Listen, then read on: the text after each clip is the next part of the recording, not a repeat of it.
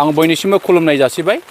दिनैहाय जोङो 14 नं चिरांदुवार समसनि सिङाव जोंहा खुंग्रिं प्राइमारिनि सिङाव बे बुहुरबस्तिनिफ्राय थांनानै सेलेखागुरि गामिसिम जे जोंहा 10 किल'मिटार जे मोनसे गुरिल मिशन बिनि गेजेरजों मोनसे जोंहा लामा जोंहा मावनो दिनैहाय अन्थाइ खाम्फा दिनै गायसननाय जादों।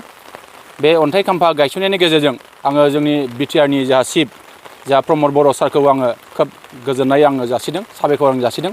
लोगोसेयैनो नैबे जोंनि बुहुरबस्तिनिफ्राय सेलेखागुरि थांनाय जे लामा, बे लामाखौ जोंनि बिटिआरनि जोंहा मावफुं सोद्रोमा EM जोंहा रन्जित बसुमतारी सारा सायख'नानै बेखिनि खामानि मावनायनि जे बिथांखि बिथाङा लानायनि थाखाय आं बिथांनोबो साबायखर जासिदों।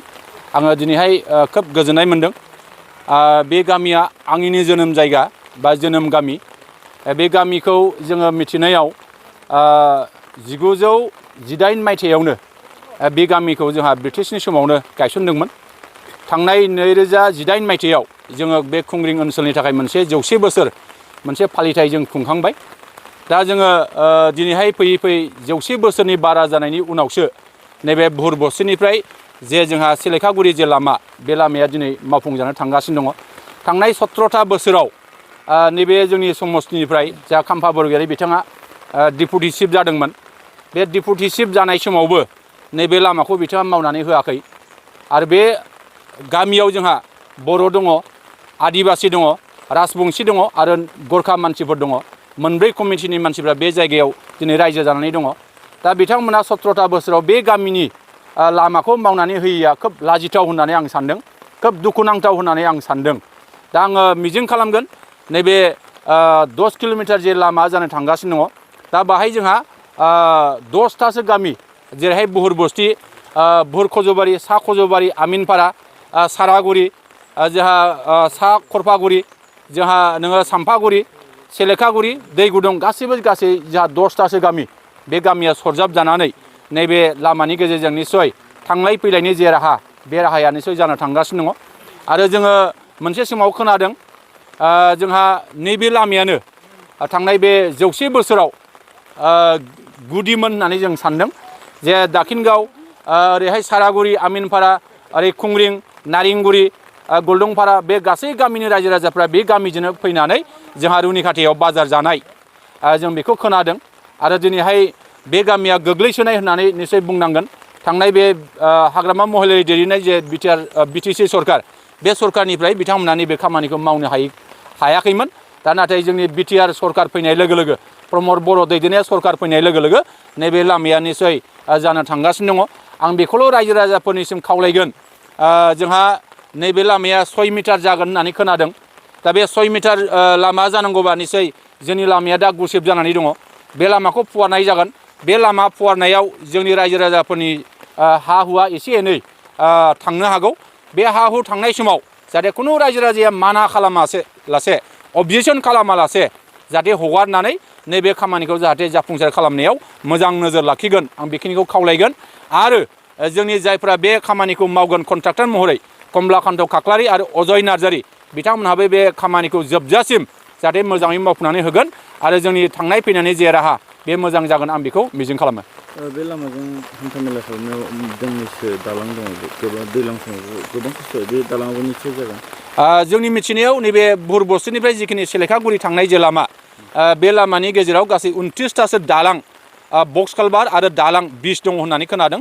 बे खामानिया थाबैनो मावजासिगोन आरो बे ब्रिज आरो बक्स कालभारा निस्सय थाबैनो मावजागोरनो हागौ बा मावनायनि थाखाय बिथांमोना थांखि लादों होननानै आं मिथिगौ। दिनै जोबोद गोजोनथाव बाथ्रा जे नैबे गोदोसोनाय खुंग्रिं ओनसोलनि जेनाखि लामा, बे लामा 10 किल'मिटार गुडविल स्किमाव बेखौ जोंनि बिटिआरनि EM मानगोनां रन्जित बसुमतारीया सायख'नानै बेखौ दिनै मावहोनायनि थाखाय दिनै अन्थाइ खाम्फा दिनै गायसननाय जाबाय। दा बेनि थाखाय जोङो जोंनि EM रन्जित बसुमतारी मानगोनां बिथांखौ जों बाख्नायथारनांगोन। मानोना बिथाङा बे लामाखौ नायनानै लामानि जेनाखि अबस्था, बे गाज्रि अबस्थानि मोनसे लामाखौ दिनै बिथाङा मावफुंनानै होनो थाखाय दिनै सायख'दों।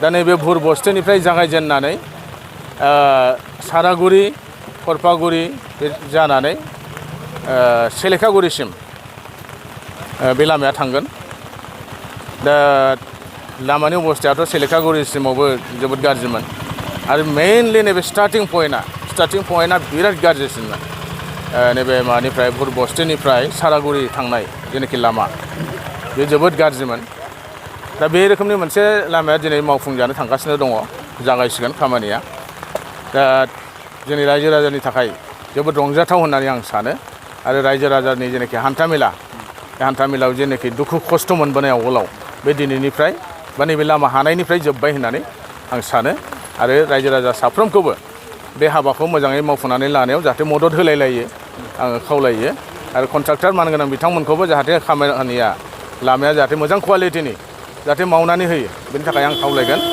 आरो रायजो राजाफोरखौबो नोजोर होनो थाखाय आङो खावलायनाय जायो माब्लासिमाव लुफुंजागोन आरो बेसे रां बेसेबां बाजेटनि बे 10 किल'मिटार गासै 10.3 किल'मिटार्स दा बेवहाय 9.4 बिदि आरो कौटि आरो 9 कौटिनि एसे बारा 9 कौटि 40 लाख बिदि माब्लासिमाव लुफुंजागोन बेथ' थाबैनो मावफुंगोन थाबैनो फोजोबगोन होननानै बुंदों बे मावनायनि सायावबो दिपेन्ड खालामगोन आरो कन्ट्राक्टरफोरनि मावनायनि सायावबो दिपेन्ड खालामगोन आरो जोंना EM मानगोनां बिथाङा थाबैनो मावफुंनांगौ होननानै बिथाङा बुंबाय थादों একচুৱেলি আজি চাবলৈ গ'লে আজি আমাৰ এই ভৰবস্তি গাঁওখন প্ৰায় 110 বছৰমান হ'ল আজি স্থাপন কৰি কিন্তু আজি 110 বছৰ পিছতো যিহেতু আমি আগতে আমি ৰাস্তা বহুতবাৰ আমি আবেদন কৰিছিলোঁ কিন্তু পোৱা নাছিলোঁ কিন্তু আমাৰ এইবাৰ